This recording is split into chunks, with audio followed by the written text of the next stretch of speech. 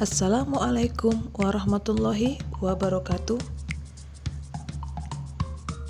Kembali lagi bersama saya Iis Romaida Lubis, SPD, peserta Latsar CPNS tahun 2021 yang diadakan oleh BPSDM Provinsi Sumatera Utara bekerja sama dengan LPP Agro Wilayah Medan. Tugas saya kali ini adalah berjudul Anti Korupsi dan Implementasinya. Materi ini diampu oleh Ibu Yamnur Mahlia, SST MKes. Baiklah, mind map kali ini berjudul Anti Korupsi. Pengertian anti korupsi. Kata korupsi berasal dari bahasa Latin yaitu corruptio yang artinya kerusakan, kebobrokan, dan kebusukan.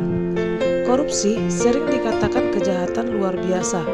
Alasannya adalah karena dampak yang luar biasa baik di ruang lingkup pribadi, keluarga, masyarakat, dan kehidupan luas yang berdampak jangka panjang. Adapun nilai-nilai dasar anti korupsi yakni jujur, peduli, mandiri, disiplin, tanggung jawab, kerja keras, sederhana, berani, dan adil. Adapun bagian-bagian dari anti korupsi ini ada dua, yaitu yang pertama sadar anti korupsi dan semakin jauh dari korupsi. Sadar anti korupsi yang pertama adalah dampak perilaku tindak pidana korupsi.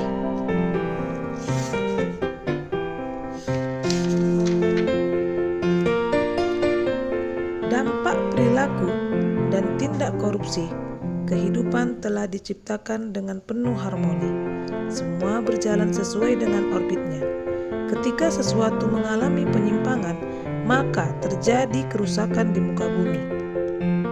Contoh kerusakan yang selalu ada kaitannya dengan korupsi yaitu fenomena kerusakan alam.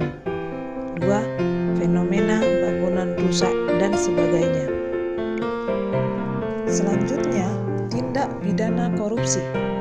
Setiap negara mempunyai undang-undang yang berbeda terkait dengan tindak pidana korupsi. Menurut Undang-Undang Nomor 31 Tahun 1999 Jo Nomor Undang-Undang 20/2001 terdapat 7 kelompok tindak pidana korupsi yang terdiri dari 1.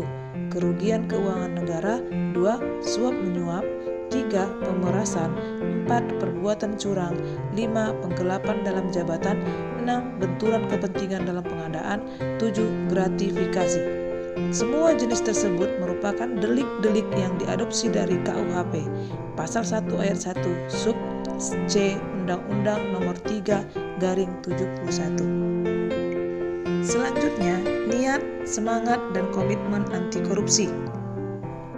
Mereka yang memiliki spiritual accountability akan selalu ingat pada perjanjian dengan Tuhannya tersebut, yang pada dasarnya 1. Merupakan tujuan hidup, dan 2.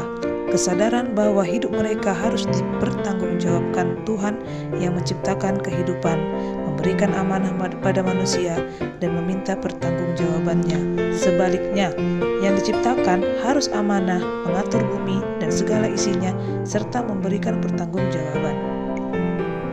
Kualitas hubungan manusia dengan Tuhannya sebagai kekuatan yang diyakini manusia lebih berkuasa atas segala sesuatu, membentuk manusia yang taat pada aturan Tuhannya, ikhlas dalam menjalani hidup, dan menyerahkan hasil atas usaha maksimalnya kepada Tuhan. Poin selanjutnya, Indonesia bebas dari korupsi. Level komitmen Anda yang semakin tinggi akan memudahkan untuk mendapatkan impian Indonesia yang bebas dari korupsi. Kemudahan tersebut diperoleh karena sebelumnya telah mendapatkan hakikat atau makna dari upaya pemberantasan korupsi. Kemudian, indikator selanjutnya yaitu semakin jauh dari korupsi. Kesadaran anti korupsi Anda akan memberikan makna bagi kehidupan Anda jika kesadaran tersebut terbukti atau telah diikuti dengan upaya dan tindakan yang nyata dalam menghindari korupsi. Anda tidak memberikan ruang dan waktu sedikitpun untuk munculnya niat dan kesempatan korupsi di dalam perjalanan karir dan pengabdian Anda sebagai pegawai negeri sipil atau bagian dari masyarakat Indonesia. Berikut adalah implementasi anti korupsi di lingkungan pekerjaan. 1. Jujur. Merupakan suatu sikap lurus hati menyatakan hal yang sebenar-benarnya. Contohnya, tidak menerima suap. Kedua, peduli. Sikap empati kita terhadap permasalahan yang terjadi. Peduli adalah sikap keberpihakan kita terhadap keadaan atau kondisi yang terjadi di sekitar kita. Kepedulian adalah kepekaan terhadap lingkungan sekitar kita. Sebagai seorang guru, kita harus peduli dengan peserta didik kita. Mandiri adalah sikap yang dapat melakukan pekerjaan sendiri tanpa bergantung dengan orang lain.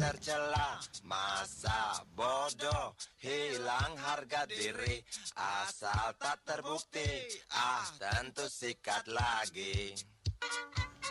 Mencerminkan kedisiplinan. Tanggung jawab. Sebagai seorang ASN harus bertanggung jawab atas pekerjaan. Dengan kata lain, harus fokus di dalam pekerjaan. Keenam, kerja keras. Tidak berhenti bekerja sebelum mencapai hasil yang maksimal. 7. Sederhana. Dengan tidak menonjolkan kemewahan terhadap lingkungan sekitar kita.